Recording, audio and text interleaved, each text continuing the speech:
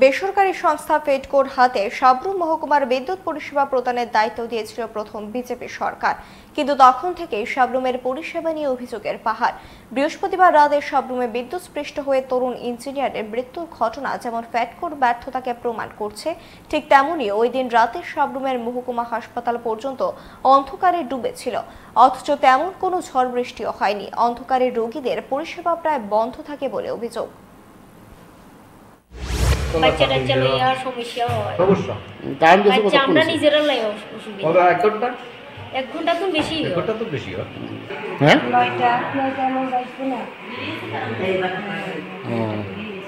এখন রাত্র কটা বাজে এখন পর্যন্ত?